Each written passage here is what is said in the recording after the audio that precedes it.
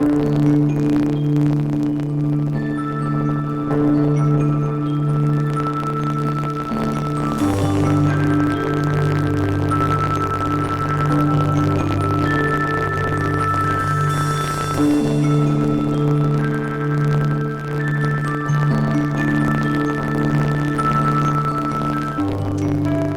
he dicho que lo maravilloso de este programa es encontrarse de nuevo con gente que uno ha querido por mucho tiempo, que uno ha admirado por mucho tiempo y sobre todo que uno ha seguido su trabajo por mucho tiempo. Desde muy joven, todavía una mujer joven y bella, he seguido su trayectoria en muchas producciones, tanto en el teatro como en la televisión. Una de nuestras actrices más cotizadas, una de nuestras actrices más populares, muy conocida en la televisión, últimamente en la radio, Camil Carrión. Bienvenida. Gracias por invitarme. Encantada de estar aquí. ¿Qué estás haciendo ahora en estos momentos? Pues mira, estoy en radio. Como sabes, tengo mi programa Happy Hour por las tardes en Fidelity. Me encanta. Es lo que más me ha gustado últimamente porque no me tengo que maquillar. ¡Anda! Y además, en radio puedo ser yo y puedo decir lo que yo pienso, no lo que piensa otro, sino lo que yo pienso. Y me encanta porque además lo hago con amigos, con queridos amigos, y es como si estuviera en una fiesta todas las tardes. Me encanta, me gusta mucho. Yo estaba recientemente leyendo un libro de Vittorio Gassman, el gran actor italiano, ¿verdad? Y decía que habían dos tipos de actores, aquellos que eran siempre ellos mismos y más o menos adaptaban su papel a ellos, a su y había los otros actores que iban al papel y creaban, caracterizaban. Como Cary Grant, que siempre hace de Cary Grant más o menos, y Meryl Streep, que se transforma como si fuera un camaleón. Sí. Y tú acabas de decir algo muy interesante, que es que puedes ser tú mismo en radio. Sí. Dices tus propias palabras, no tienes que pensar en personaje. No estoy actuando, estoy diciendo. Porque no tienes la obligación que tienes ante un autor, ante un público, ante tus compañeros, de crear un personaje. ¿Cómo es ese proceso para ti? Pues mira, bastante instintivo. Yo estudié teatro en el Conservatorio de Boston y ellos me enseñaron métodos y diferentes maneras de llegar a cosas que yo quería lograr dentro del personaje, pero básicamente yo me he dejado llevar siempre por mi instinto. ¿Cómo yo me sentiría si a mí me sucediera algo así? Meterme dentro del personaje de una manera que me haga sentir que lo estoy viviendo. Y eso lo hago a base de leer y leer y leer, y en los ensayos de pronto va surgiendo, y cuando agarro algo que me doy cuenta de que es parte del personaje, de esto sí me gusta y lo añado. De pronto pruebo algo, no me va, pues no, pero es trial and error, como dicen en inglés, y muy instintivo, porque tiene que ser de verdad. Yo no creo en representar algo ficticio en un escenario. Si no lo estoy sintiendo, me desespera. ¿Cómo haces aquellos momentos en que el personaje está lejos de Camil Carrión? Eso es bien difícil, Trato de buscar la mayor cantidad de cosas que son similares a mí.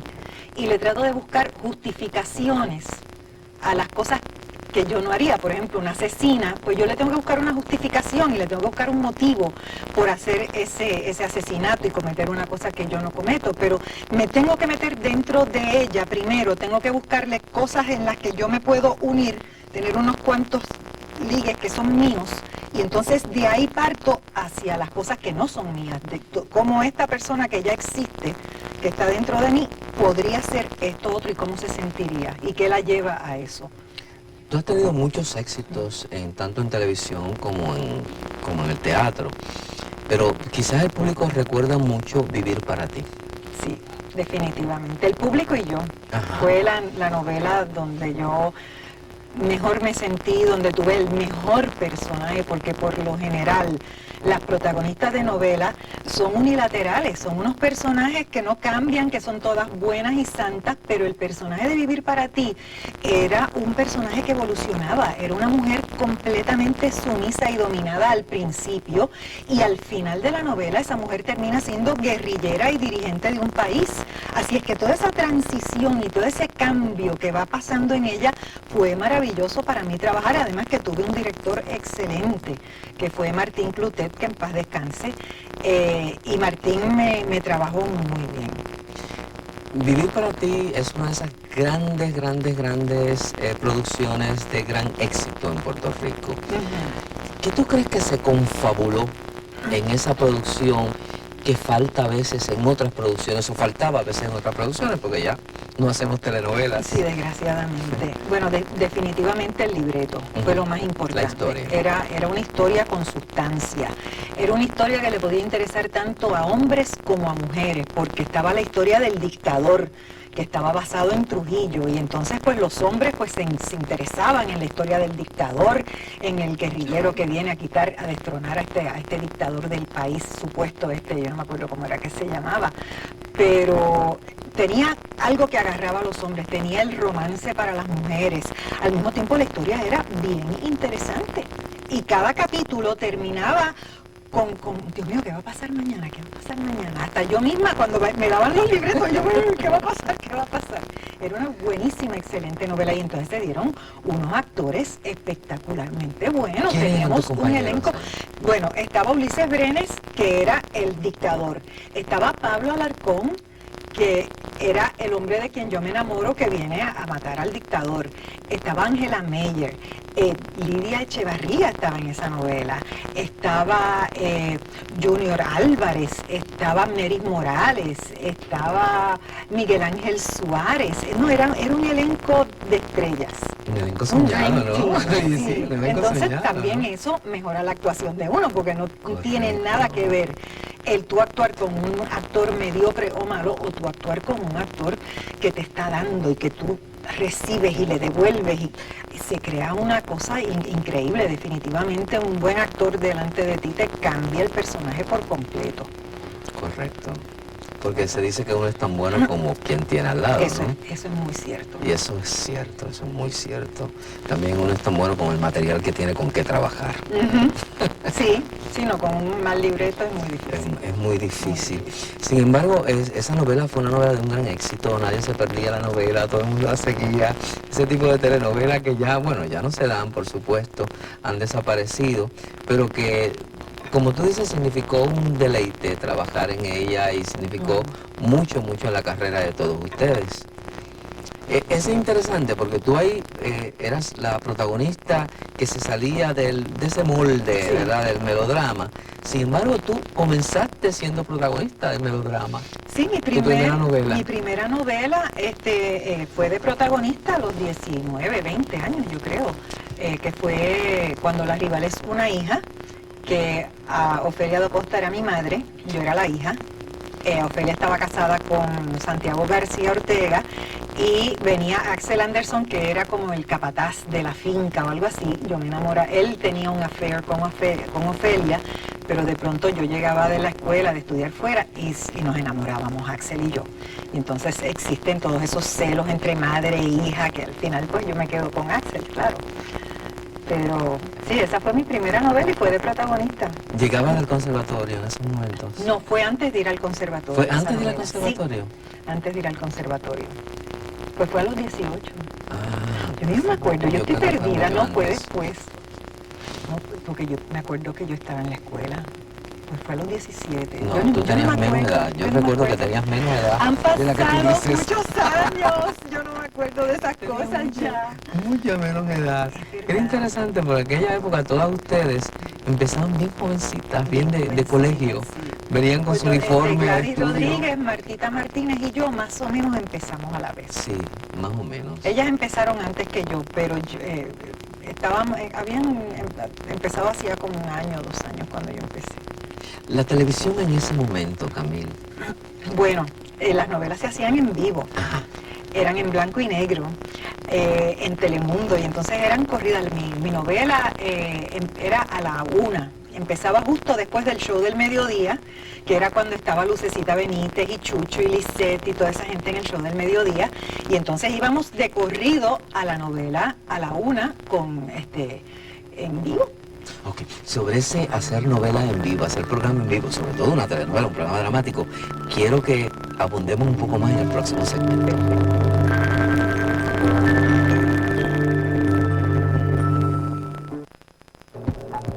Esta semana en Dímelo MD, infórmese de 2 enemigos silenciosos de la salud que no presentan síntomas: la hipertensión y el colesterol alto. Además, en salud mental, ¿qué comportamiento se puede observar en un niño abusado sexualmente? Y en pediatría, oriéntese sobre la artritis reumatoidea juvenil. Este martes a las 9:30 de la noche en Dímelo MD, su revista televisiva de salud y medicina, por tu TV, contigo en tu universo.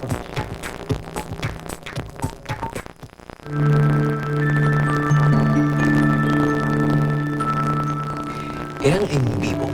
Eran en vivo las Quiere decir que novelas. salía al aire a la misma vez que ustedes lo ejecutaban. Y se nos olvidaba la letra a cada rato. Era terrible, porque de pronto tú te quedabas en blanco, pero todos los compañeros siempre estaban detrás de las cámaras con los libretos por si acaso no se le olvidaba, y nos ayudábamos el uno al otro. Ahora, lo peor que me pasó a mí en vivo fue un ataque de risa que me dio espantoso, pero tan espantoso y tan espantoso me tuve que salir de cámara. Que no tenía nada que ver con la escena. No sé qué chiste habíamos estado haciendo, porque cuando te pasa eso y estás grabando, pues no puedes parar en la grabación y no pasa nada. Pero cuando estás en vivo y te entra un ataque de risa y no puedes parar. Yo estaba en una escena con Axel y me acuerdo que me salí ¿En de esa novela? escena, en esa novela, Cuando la rival es una hija, y me dio un ataque de risa, me salí de cámara porque no podía aguantar, y alguien fuera de escena, yo no me acuerdo quién fue, me agarró y me pegó un grito, tú sabes, me dijo, vuelvan. Y me asustó y pude volver y terminar la escena. Axel disimuló, porque Axel siempre ha sido un gran profesional. ¿Verdad que sí? Gran profesional. Y Axel, pues mientras yo estaba fuera de escena riéndome, Axel, yo no sé qué es lo que le estaba diciendo, hablando como si yo hubiera salido a buscar algo fuera de la habitación. Pero él disimuló en vivo hasta que yo me controlé y pude entrar a cámara de nuevo. ¿Tus primeras experiencias fueron en la televisión o en el teatro? En el teatro. En el teatro. Yo empecé a hacer teatro con el Civic Theater, que en aquella época era el Little Theater. Y después, cuando era adolescente, también en la escuela, en mi tercer año de high school, empecé a hacer teatro con Robert Cox, que ahí hicimos Bye Bye Birdie, se hizo The King and I, se hizo West Side Story, pero en West Side Story yo no estuve. Pero yo estaba muy integrada a ese grupo de teatro y hacíamos reviews y hacíamos cosas. Ahí fue que yo dije, tú sabes, esta es mi vida, yo no puedo hacer otra cosa que no sea esto. Fue la primera vez que verdaderamente me sentí feliz, me sentí que estaba con mi gente en mi mundo, porque hasta entonces yo me había sentido completamente fuera de lugar. ¿Habías pensado que ibas a ser actriz o no? Desde chiquita. Sí. Siempre, pero no, en Puerto Rico no habían grupos de teatro, en Puerto Rico no se hacía mucha cosa, sobre todo para niños, tú sabes, me pusieron cuando yo era chiquita, me pusieron a coger clases de declamación con Maricusa Ornes, y entonces pues yo declamaba, pero eso no era lo que yo quería actuar, y no, hasta que no apareció Robert Cox, y entonces me empezaron a ofrecer las cosas en Civic Theater y en Little Theater y todo eso, pues yo no tenía mucha oportunidad de Esto actuar. es mucho antes ahí de ir a Boston, ¿verdad? De ir al conservatorio. Pues fíjate, yo tengo como que ahora que estoy tratando de acordarme de todo esto contigo, esto fue en mi tercer año de high school, y yo me fui a Boston el año después de graduarme, que fue en el 65. No, eso tiene que ser cuando, la novela fue cuando yo regresé de Boston en el 67. Cuando ya habías Correcto, regresado. Sí, antes de irme a España, sí, eso fue. Tú dijiste, fue un grupo en el cual tú te sentiste maravillosamente bien, te sentiste que habías encontrado tu lugar, que ese era lo que tú querías hacer definitivamente.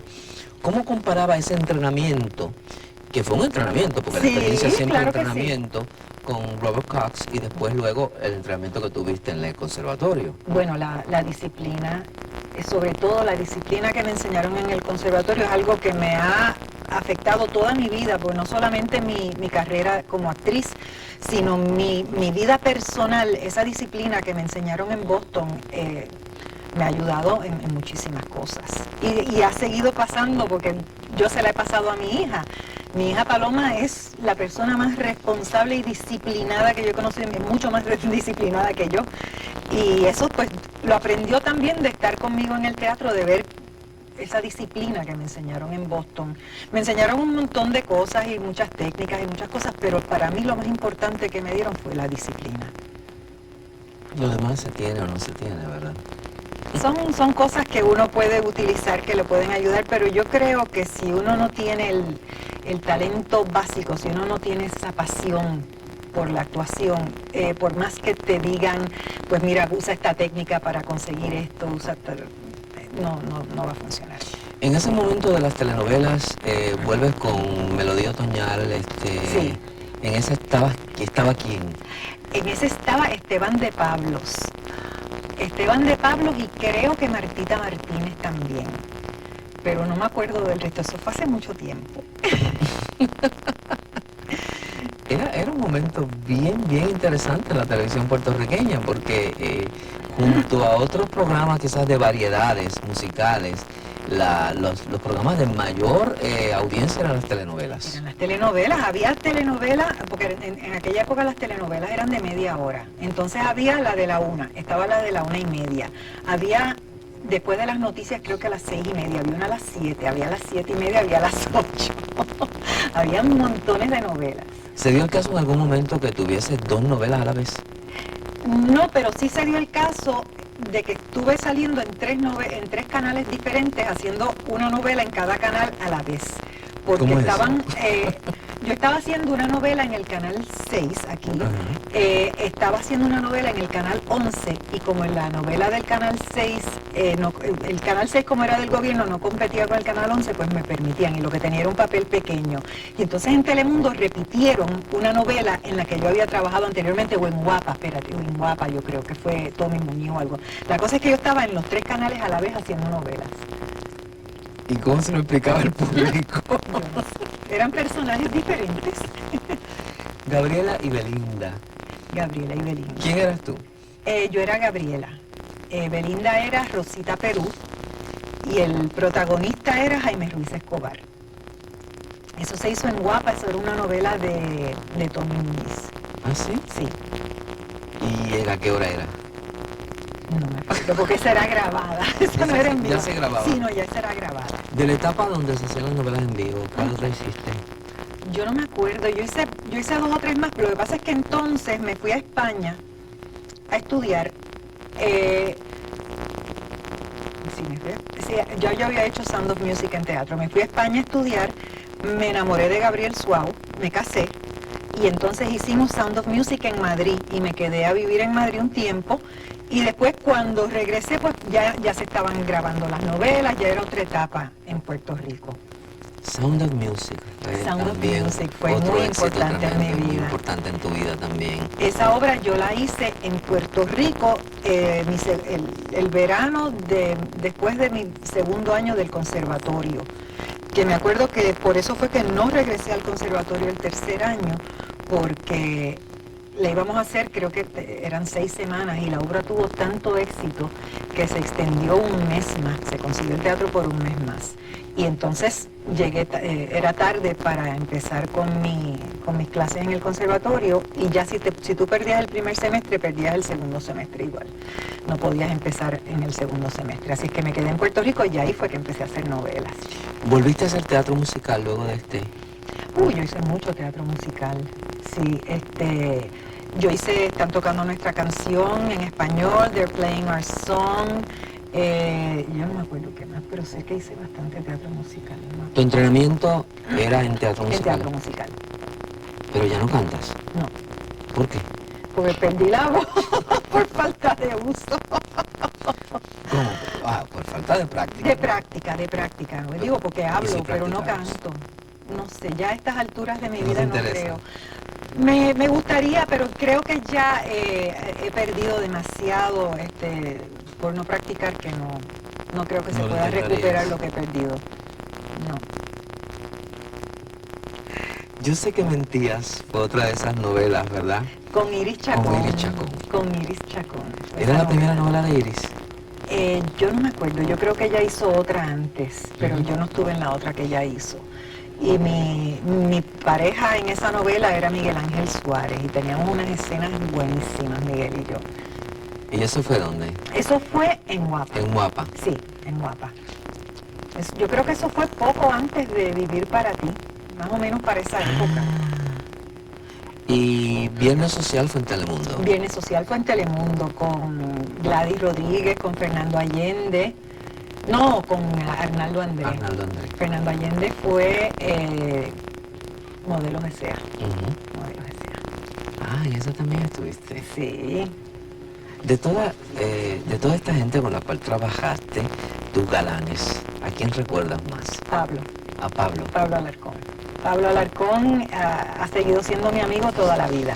Nos comunicamos, nos queremos mucho, nos vemos, no tanto como quisiéramos, pero es el que más amistad ha hecho conmigo y mi amigo de siempre. ¿Qué tú encontraste en Pablo que quizás no encontraste, no estoy hablando de lo actoral, sino en otras cualidades que encontraste en ese actor? Pablo es un hombre muy culto. Es un hombre con un gran sentido del humor, muy inteligente.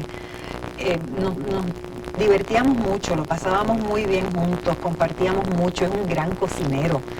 Y entonces nos reuníamos, tú sabes, Glenn, que era mi marido en esa época, y Pablo y yo, y entonces cocinábamos todos y lo pasábamos tan bien y se estableció una amistad muy, muy íntima con él. Camil, vamos a hacer una pausa y en el próximo segmento vamos a tratar de decir cuáles son aquellas cualidades que tú encuentras que son importantes en un actor.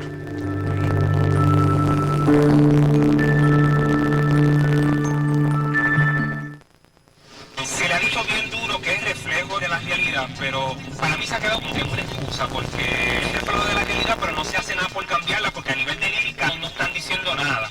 En este caso, el origen del rap nace de la clase baja. Pues es muy normal que haya expresiones que proyecten eso. Lo que son mensajes dañinos están en todos los géneros. Hoy estaba hablando con unas personas del conjunto Quisqueya, que es bien respetado y estoy admirado, pero desde los 70 ellos están hablando de pónmelo ahí que te lo voy a partir. Sigue las huellas musicales de Puchi Balseiro.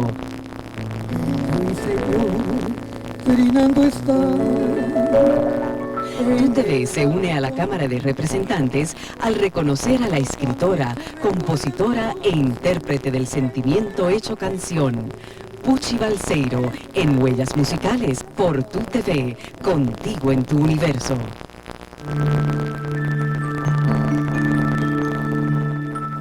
¿Entiendes, tú, Camil, que existen ciertas cualidades que deben estar presentes siempre en un actor? Definitivamente. Y sobre todo la sinceridad al actuar. Tiene que ser de verdad, lo tienes que sentir de verdad ahí contigo, porque si no, esa química no funciona. Tiene que ser responsable. Esos actores que no se aprenden las letras te afectan muchísimo porque tú no puedes ensayar bien y no puedes trabajar bien el personaje hasta que tú no tienes esa letra bien pegada. Responsabilidad en llegar a ensayos, eso es importantísimo. Sentido del humor. Que en un escenario él sepa jugar contigo. Hay que poder jugar en un escenario, hay que poderse disfrutar lo que uno está haciendo.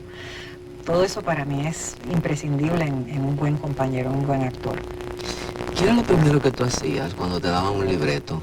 Sentarme y leerlo, marcarlo, volverlo a leer otra vez más y entonces buscar cosas que yo me sentía que eran mías. Y las marcaba, las marcaba. Esto es mío, esto es mío, esto es mío, esto es mío. ¿Y este proceso existía igual para televisión que para el teatro? Bueno, en televisión lo que pasa es que lo que yo hacía es novela. Entonces en novela tú tienes un libreto todos los días y te lo tienes que aprender. No tienes tanto tiempo para trabajar el personaje. Yo básicamente, antes de empezar la novela, establecía en mi mente mi personaje, de dónde viene, quién es su familia, qué le pasó de niña, por qué es así. Y ya establecía como que una historia del personaje. Pero ya una vez me empezaban a entregar libretos, era cuestión de memorizar y de adaptar lo mejor posible con el poco tiempo que había ese personaje que yo me había inventado a las situaciones que de pronto se le presentaban, cómo iba a reaccionar esa persona a esto que yo no sabía que iba a pasar, porque uno sabe más o menos la historia de una novela, una sinopsis cuando uno la acepta, pero te pasan 1000 cosas que tú no sabes que te van a pasar y tienes que adaptarte. O sea, que tú vas desarrollando tus propias técnicas En televisión sí, y de acuerdo a eso, pues, claro. vas y haces tu personaje, ¿no? Ujú. Pero también televisión ofrece algo muy que yo siempre encontraba que era interesante, ¿Qué?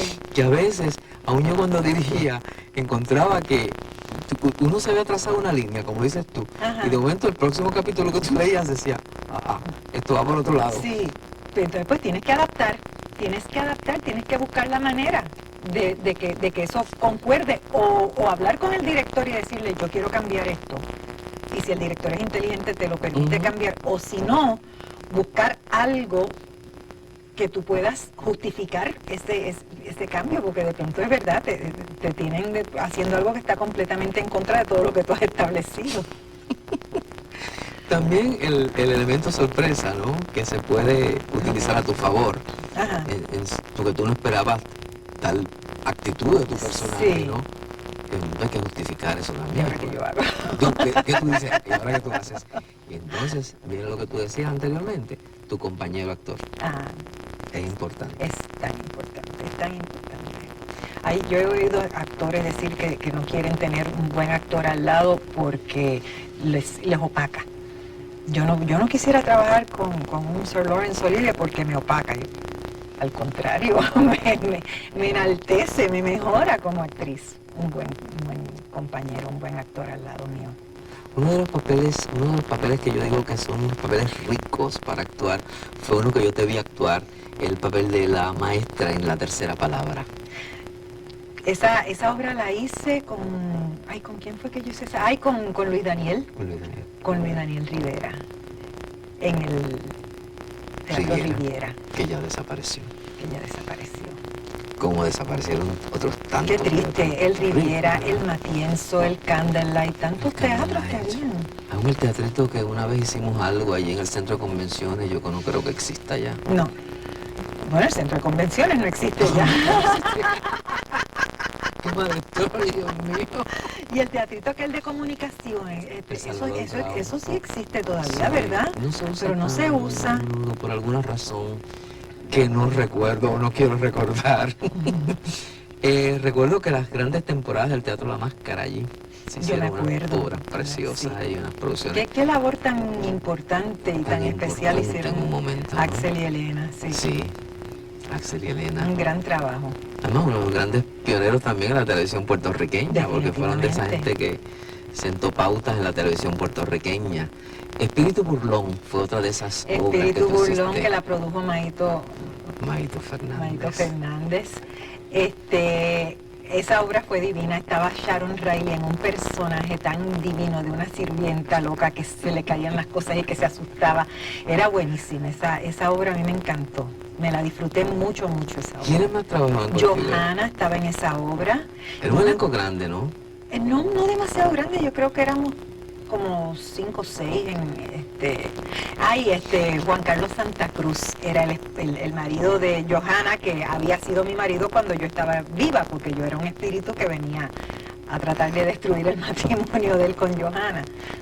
Era una de esas obras de comedias tan bien escritas, Sí, que si aún en traducción uno la disfruta muchísimo. excelente obra. Y me acuerdo que, tú sabes que me tenían que maquillar completamente de plateado, de gris. Y entonces el maquillaje era gris, el lipstick era negro, entonces tenía una peluca gris, la ropa era gris. Y yo terminaba la obra en el Matienzo por la noche, y como para poderme quitar todo ese maquillaje, porque hasta las manos me las maquillaban, pues yo me tenía que meter en una ducha, y yo prefería llegar a mi casa, meterme en la ducha y bañarme completa varias veces para poderme quitar eso, así es que yo no me desmaquillaba antes de salir del teatro. Y me acuerdo de una noche que yo iba conduciendo el automóvil y me paro en una luz, eran como las 11:30, las 12 de la noche, y se me para alguien al lado y me mira, y el susto que se pegó, porque yo parecía un mismo espectro, imagínate, esta cosa gris así con todo el pelo gris, pero Después lo miré así y se echó a reír. En el Teatro de la Universidad hiciste una obra de época, un clásico de Ay, Molière. sí, Las mujeres sabias de Molière, que la Una dirigió producción Pablo exquisita, Cabrera, exquisita. con Idalia Pérez Garay, con Madeline Williamson, Esperancita Martínez. ¿Quién más estaba en esa obra? Saldaña. Rafael Saldaña. Enrique, sí. Estaba también Daniel Lugo, ¿verdad? Daniel Lugo, tu enamorado, Daniel Lugo era el galán, en sí. esa obra. Bueno, y Daniel estuvo en la primera novela que yo hice, Cuando la rival es una hija. El noviecito mío, antes de que yo me enamorara de Axel, era galán, Daniel Lugo. Y esa fue, yo creo que su primera novela también. Es interesante esa producción, unas producciones como Espíritu Burlón, esa calidad de producción, la de Molière, Las mujeres sabias, que de momento todo ese tipo de teatro ha desaparecido de ¿Verdad? Aquí no se de hace nuestros eso, escenarios. sí. Es increíble que en vez de ir avanzando, vamos atrasándonos. Antes en televisión había montones de cosas y se hacían teleteatros y se hacían 20 cosas. Muchas novelas, en teatro se presentaban muchísimas cosas y ya no. Desgraciadamente cada vez es menos. ¿A qué se debe eso? Yo no sé. ¿Has pensado alguna vez? Yo no sé, a que la producción está enfocada más hacia lo que el público supuestamente quiere que hacia lo que debería querer. Y lo mismo que está pasando en la televisión. Todo está enfocado hacia lo que todo el mundo piensa que quiere la gente y entonces les dan unos valores trastocados, en mi opinión, y le están haciendo mucho daño. ¿Comparas tú el tipo de esa televisión que se hace hoy en día con la televisión que se hacía al principio? ¿Se hacían programas de comedia igual? Sí, Se hacían teatro. pero la comedia de ahora es una comedia mucho más fácil, más sexual. No es tan...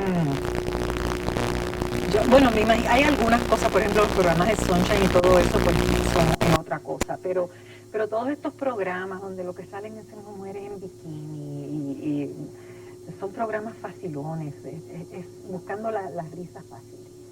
Y antes, bueno, había unos programas excelentes, el Colegio de la Alegría, el programa aquel divino que hacía Gladys con Tommy, ¿cómo se llamaba? Los García. Los García, Casos y Cosas de Casa con Lillian Hurst y Braulio Castillo, que era buenísimo. Unos programas de comedia que aquí no se hacen. Eso eran sitcoms de aquella época y ya no, aquí no se hacen sitcoms así como aquellos. Jajajijijojo con Agrelot. Si querías comedia, eso era comedia de reírte, no comedia porque están haciendo un chiste de doble sentido o porque se están burlando de los homosexuales. Eso no es. ¿Cuál es la necesidad? Como tú has dicho, es una comedia muy dirigida a la risa fácil, Sí. a lo que se entiende, y yo creo que a veces es un poco insultante porque se está subestimando la inteligencia Definitivamente. del televidente promedio, que no es así. No. Eso lo sabemos que no es así. Bueno, seguimos.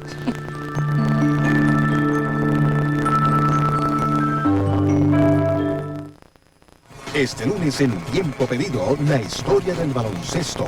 Con la llegada de los soldados norteamericanos a Puerto Rico, ya se jugaba, aunque de forma rudimentaria. Papá pensaba que el que hacía deporte no tenía tiempo para hacerlo mal, y que si había algo que de veras sacaba lo mejor en el hombre, era el baloncesto. Tiempo Pedido con Lisette Santiago, lunes a las 8 de la noche por Tu TV, contigo en tu universo. Empieza a darle sentido a lo que por naturaleza el tambor le provoca cuando lo oye sonar. Desde el baúl, herencia de un tambor. Donde hay elementos no solamente artísticos o de la tradición cultural puertorriqueña negra, sino también documentar el proceso y el contexto social en que se da esta rica tradición puertorriqueña. Lunes a las 9:30 de la noche por Tu TV, contigo en tu universo. Este viernes está prohibido olvidar a Ernesto Ramos Antonini. Mi padre siempre amó la música porque proviene de una familia de músicos. Era un abogado connotado, famoso. No había duda de que Ernesto Ramos Antonini era el segundo hombre en mando dentro del Partido Popular. Prohibido olvidar, viernes a las 10 de la noche por TUTV, contigo en tu universo.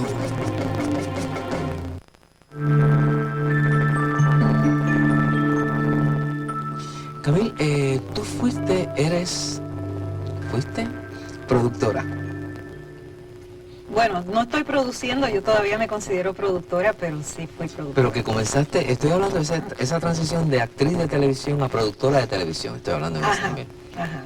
Eso, ¿tú sabes lo que me llevó a ser productora de televisión? Dime. El desempleo. El desempleo.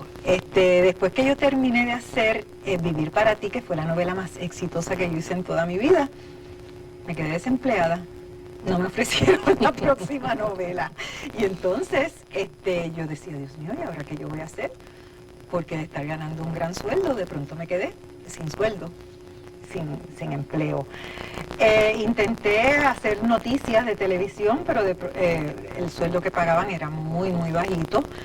Y después de eso, pues yo no sabía qué hacer. Y de pronto mi hermano, Alberto, me llama un día por teléfono y me dice, mira, ¿a ti te interesaría trabajar conmigo una obra, hacer un disco de algo infantil, algunos cuentos infantiles y ponerle música rock? Yo le dije, ay, claro que sí, yo no tengo nada mejor que hacer, vente, vamos a trabajarlo. Entonces hicimos una cosa que se llamaba Rocolandia, que primero fue un disco, que eran cuentos, los primeros cuentos eran Las 7 cabritas y el lobo y El árbol de las manzanas de oro. Y entonces le pusimos música rock, cambiamos los cuentos a hacerlos muy modernos y nos encantó, eso quedó bien bueno, hicimos un disco y se vendió y de eso viví por un tiempo. Entonces la gente que compraba el disco decía, pero ¿y por qué ustedes no hacen esto en teatro?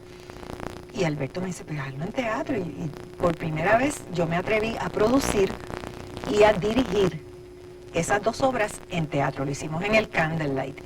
Y me acuerdo que yo nunca había producido, yo nunca había dirigido y no sabía mucho de lo que estaba haciendo. Todo fue más o menos lo que había visto a otros hacer y yo no sabía lo que iba a pasar ese primer día de ese estreno de esa obra. Y yo me había pasado el fin de semana pegando papeles con anuncios de la obra, hojas sueltas en todos los postes de la luz. Y no sabíamos ese domingo, porque era domingo que se iba a presentar. Cuando estamos llegando al Candlelight, de pronto vemos que había una fila enorme de gente. Y yo decía, Dios mío, ¿qué es lo que estará pasando aquí hoy? Que hay tanta gente que está... Y cuando miro la fila iba hasta el Candlelight y yo, Dios mío, ¿qué es esto? Y la obra tuvo un éxito espectacular. En eso llega Ángela Meyer de Argentina, donde había estado haciendo una novela, y va a ver la obra. Y me dice, Camil, ¿tú hiciste esto? Y yo dije, sí. Me dice, ¿y cómo lo hiciste? Yo dije, yo no sé, yo lo hice. Y me dice, pues, ¿y por qué nosotras no hacemos lo mismo esto, pero para adultos? Y yo le dije, pues vamos a hacerlo. Y ahí fue que empezamos a producir teatro, Ángela Meyer y yo, en empresas, Producciones Meca, que hicimos Casa de Mujeres, que fue un súper éxito. Agarramos las primeras figuras femeninas del teatro y de la televisión, las metimos en una sola obra, pues en aquella época lo que se hacía era una figura y mucha gente secundaria. Pero nosotros metimos 7 figuras en escena. Y entonces tuvimos un éxito espectacular, artístico, económico, de todos los sentidos, y además lo pasamos tan bien, porque estábamos todas las amigas juntas en una misma obra. Y nos fuimos a Ponce, y nos fuimos a Mayagüez, y lo pasábamos divino y gozábamos, y de pronto una noche decíamos, ay Dios mío, si pudiéramos de alguna manera trabajar juntas todo el tiempo, sería maravilloso. Y de ahí surge Ellas al Mediodía. Cuando Ángela estaba trabajando en Guapa en ese momento, en televisión, no sé, en el show del mediodía como Chanita. Y ella me dice, Camil, están buscando un show del mediodía para Guapa. ¿Por qué no escribimos una propuesta? Escríbete algo. Entonces pues yo cogí 20 revistas y escribí la propuesta de Ellas al Mediodía, que en Guapa nos dijeron que estábamos locas, que eso era una porquería, que nosotras no sabíamos lo que estábamos haciendo y que muchas gracias, pero no gracias. Entonces lo llevamos a Tele 11, que iba a abrir otra vez Tele 11 y los dirigentes de Tele 11 eran Bilín Ruiz y Eduardo Penedo. Y fuimos y le presentamos el proyecto a ellos y ellos dijeron, pues mira, vamos a considerar esto se ve interesante. Y me acuerdo que yo nunca había producido televisión, de seguro. Y me preguntaron, ¿tú sabes televisión? Y sí, no, yo sé producción de televisión, yo estudié eso en el conservatorio, mentira.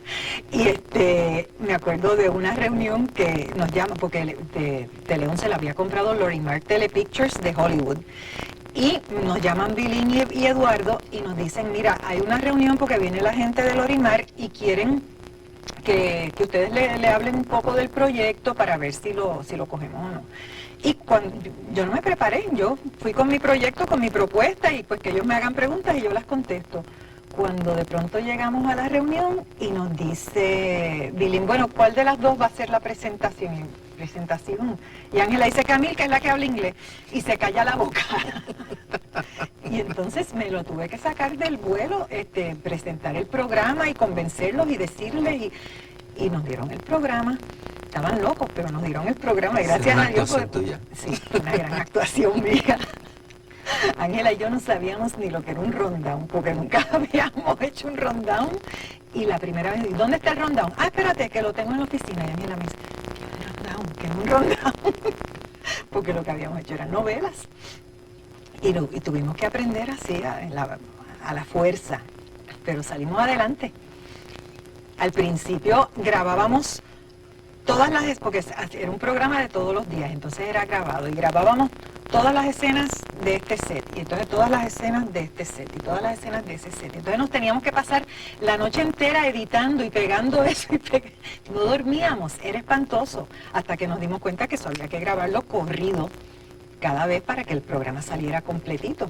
Y nosotros hacíamos 5 programas en un solo día de grabación, por la misma disciplina de teatro, 5 programas de hora. Primero era de 1 hora, después lo extendieron a 1:30 y hacíamos los 5 programas en un solo día. ¿De qué hora a qué hora? Desde las 7 de la mañana hasta las 6 de la tarde, que era el noticiero. ¿Y luego ustedes mismos editaban? No, allá cuando hacíamos eso ya no editábamos, porque el programa se grababa, editábamos en vivo. Y el programa se hacía como si estuviera en vivo, de verdad. La preproducción era una cosa espectacular. Sí, se me quedó algo. ¿Quién escribió Rocolandia? Rocolandia lo escribimos entre mi hermano y yo y mi mamá. Y la música fue de mi hermano Alberto y la letra la hicimos entre los 3 también. Y luego, ella al mediodía, ¿eras tú quien lo escribía? Sí. Bueno, yo fui la del concepto general. Después tuvimos muchas personas que colaboraban, pero la que organizaba todo, la productora de Ellas al Mediodía, fui yo. Ángela producía la novelita, que pues, teníamos una pequeña novela que después se convirtió en la novela de Tele 11. Pero esa era la responsabilidad de Ángela y la producción de Ellas al Mediodía era mía. Sí, era como una revista bien interesante. Sí. Era como abrir una revista y ver también una novela, como pasa en las revistas, ¿verdad? Las revistas estas del hogar, las revistas del corazón. Pero la magia que tenía Ellas al Mediodía era que éramos amigas todas y lo pasábamos tan bien, estábamos tan felices todas en ese programa y era tan natural, porque de pronto pues nos equivocábamos y nos echábamos a reír y de pronto pues Sharon se metía en la sección mía y empezaba a bromear conmigo y era bien improvisado en cierto sentido. Nosotros teníamos nuestro libreto de cosas que íbamos a hacer, pero lo que decíamos era completamente improvisado. ¿Dónde lo filmaron? En Tele 11, allí mismo. Sí, en la 18. En el estudio grande de abajo. ¿Y el programa duró cuánto tiempo? El programa duró como 2 o 3 años. ¿Y luego se deja de hacer porque...? Bueno, yo me separé de Ángela y Ángela continuó con el programa y después el programa terminó y yo regresé a Tele 11 a producir otro programa que se llamaba Ahora, que era parecido, pero era a Gladys Rodríguez, Marilyn Pupo y yo. Éramos las 3 mantenedoras de ese programa. Luego de ese momento del Tele 11, ¿volviste a producir en otros canales? Sí, produje aquí, en el Canal 6, produje en Familia, esto era con Marilyn Pupo, con Axel Anderson, Valenzuela y yo. ¿Ese era qué tipo de programa? Más o menos el mismo tipo de programa, un tipo de programa de revista de diferentes temas y de charla, un tipo talk show, magazine show. ¿Volverías a hacerlo? No. No. No. No. ¿Por qué? No, eso es un trabajo agotador. Y ya tú sabes, yo estoy demasiado cómoda a esta edad y no tengo ganas de producir más. Quiero que me produzcan y me traigan. Esto del radio me ha dañado, porque no tengo que hacer nada. Yo llego allí por la tarde, digo, ellos me envían el libreto por email. Si hay algo que no me gusta, pues le digo que lo cambien. Pero yo llego, si el programa es a las 4, yo llego a las 4 menos cuarto y me voy a las 7 y se acabó. Y vivo mi vida y soy feliz y viajo todo lo que me da la gana. Yo tengo un contrato maravilloso que dice que yo puedo coger todas las vacaciones que yo quiera.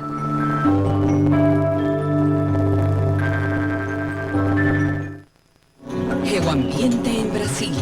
Curitiba, capital ecológica de las Américas. El trabajo del rescatador significa el ingreso de muchas familias. Por eso, este oficio es muy respetado por el gobierno municipal. El proceso de recuperación de materiales reciclables va de la mano con la educación ambiental. Este lunes a las 8:30 de la noche por TUTV, Contigo en tu Universo. Entre alegrías y nostalgias, la familia González vive en carne propia la guerra en el Golfo. The Army's sending me to Kuwait, on the border with Iraq. Iraq? And there's going to be a war there. Man, you're a doctor. They can't do this. Edward James Olmos, Esaí Morales, Raquel Welch y Kate del Castillo estelarizan la exitosa serie American Family Journey of Dreams. Lunes a las 10:30 de la noche por TUTV, Contigo en tu Universo.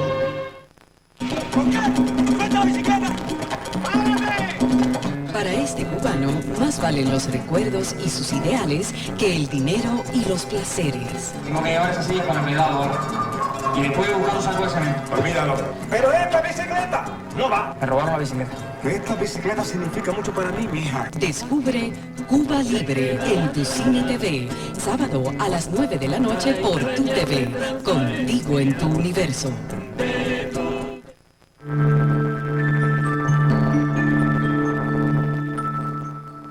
Pero sí, obviamente volverías como actriz, volverías como figurante a cámara. Si me ofrecen algo que me apasiona, definitivamente, no hay nada como hacer teatro, pero me tiene que apasionar el personaje que me ofrezcan. Porque en esencia tú eres una actriz. Sí.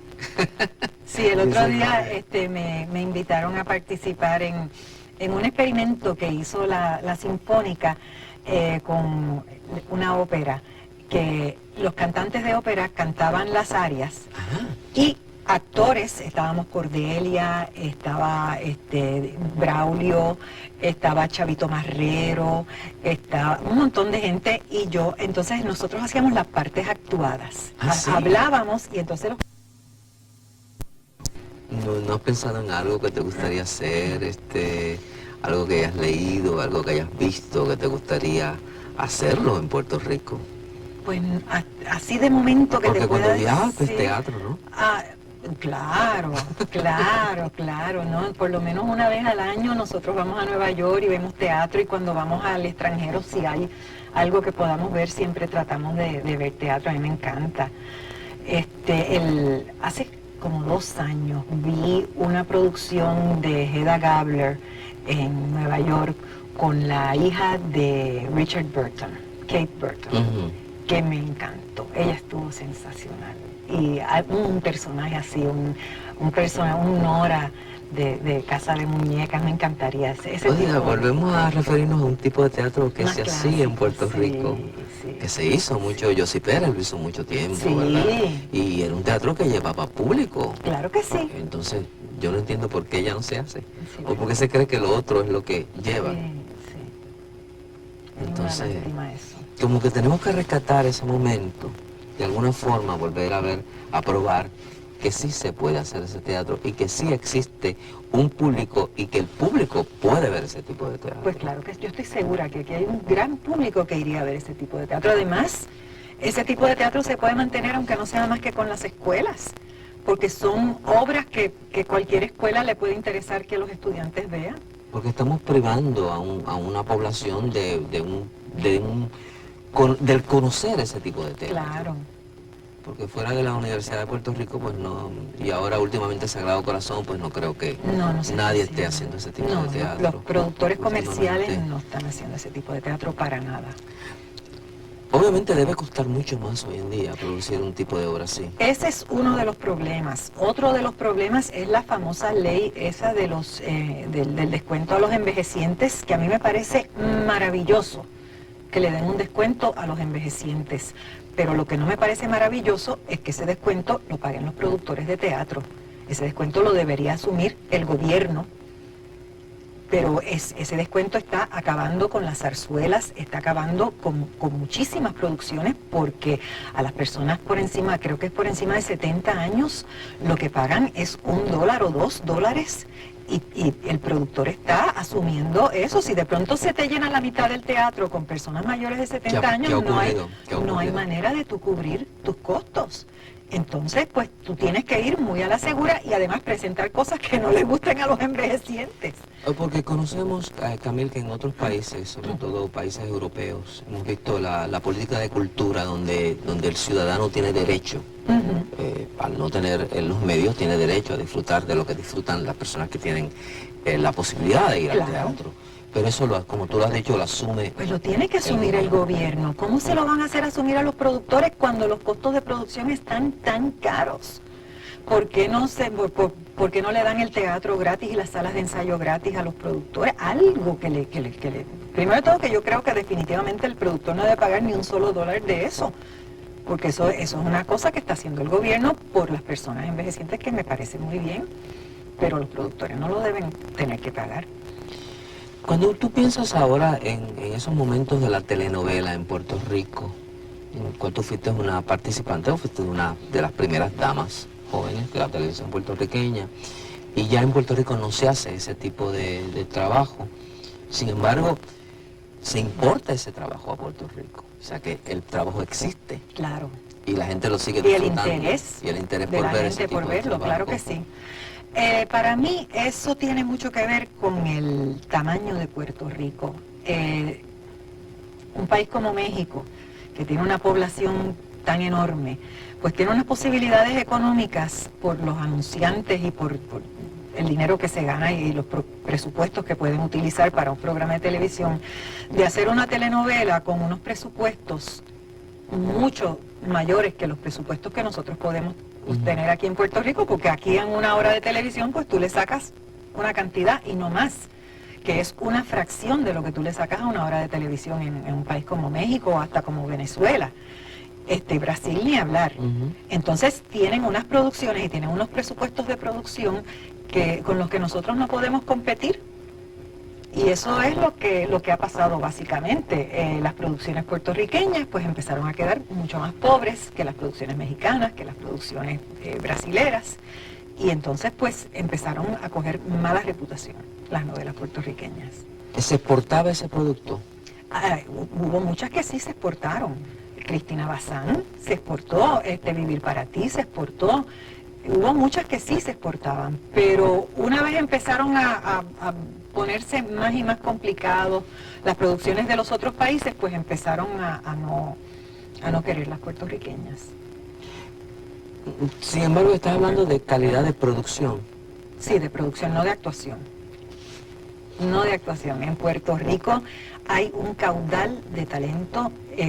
Yo no sé, la verdad es que no estoy muy al tanto de la generación nueva y yo no los culpo por no meterse al campo de la actuación en esta época, porque cuando yo era jovencita pues había mucho campo en Puerto Rico, tú podías hacer muchas cosas en la actuación. Hoy en día es muy difícil, hay muy poco campo para un actor. Sin embargo, es increíble como esa ficción al teatro, ese deseo de actuar, no se pierde, porque yo que estoy en el departamento de drama de la Universidad de Puerto Rico, hay muchos más estudiantes interesados en la actuación que en cualquier otra área. No me digas. Y en este momento quizás es el momento en que más estudiantes hay de concentración. Hay unos 400 estudiantes en concentración. ¿Y qué van a hacer cuando salgan? Pues hacen. Lo que está pasando es algo, un fenómeno que tú descubriste, comentaste sobre él. A falta de esto, vamos a convertirnos en nuestros propios productores y vamos nos a damos vender trabajo a nuestro nosotros producto. mismos. Sí, eso fue lo que yo tuve y eso que es lo que hacer. están uniendo, grupos, Pues mira, diferentes grupos, y están haciendo su teatro, están haciendo su labor. puede que esa sea la solución. Y yo creo que es un nuevo surgir. Sí. Tal vez sí. Yo creo que es como volver atrás, porque nadie se ha inventado nada, ¿verdad? Nuevo. Claro. Pero es una solución, es una solución. Lo que pasa, la pena es lo caro que está la producción hoy en día, lo difícil que es producir. Porque si era difícil cuando yo producía, ahora es mucho más difícil y los boletos de teatro no han subido tanto de precio. Así es que la producción te cuesta casi el doble de lo que costaba cuando yo producía y no puedes sacar el beneficio. Camil, y si una persona hoy en día se te acerca, una persona joven se te acerca y te pregunta sobre este medio, sobre esta profesión, que se quiere dedicar, que está interesado, que le gusta mucho, ¿qué tú le dirías? Pues mira, lo primero que yo le diría es que si te vas a meter a trabajar en teatro, tienes que tener pasión. Es que no puedes hacer otra cosa. Si estás entre esto o lo otro y tal vez actúo o tal vez hago eso, no actúes, no te metas al campo de la actuación. Es una profesión muy difícil. Como dice Dean, definitivamente tienes que saber hacer muchas cosas. Pero lo mejor es que puedas producir tú mismo, que puedas producir tus cosas, que sepas escribir, que te prepares lo más posible en todos los otros campos, pero que hagas lo que sea que te dediques, que lo hagas con amor, que lo hagas con pasión, que todos los días tú te despiertes y digas, Dios mío, qué suerte yo tengo, que yo voy a trabajar en algo que me gusta tanto. Y yo toda la vida he tenido esa suerte y esa pasión y esa alegría de lo que estás haciendo es lo que te ayuda en los momentos terribles que vas a tener tú y que vamos a tener, que hemos tenido todos y que van a tener cualquier persona que se meta en el teatro. Hasta los actores más famosos te dirán que han pasado grandes épocas de desempleo, momentos en que han tenido que trabajar en 1000 otras profesiones. Yo he sido mesera, yo llenaba documentos de cómo conseguir becas para escuelas de beauty parlor en Nueva York. Yo vendía productos de belleza, no, detergentes en Woolworth. Pero definitivamente he sido muy feliz porque no podía haber hecho otra cosa que no fuera lo que hice. Y he sido bendecida por Dios. Así es que si tú sientes esa necesidad de ser actor, esa pasión por las tablas, pues no puedes hacer otra cosa. Hazlo, te deseo mucha suerte. Gracias, Camila, ha sido un verdadero placer. Igualmente. Conversar contigo, verte de nuevo tan bella como siempre. Es que estoy feliz. Ay, qué lindo, eso es maravilloso. Así que te agradezco mucho esta visita. Gracias a ti.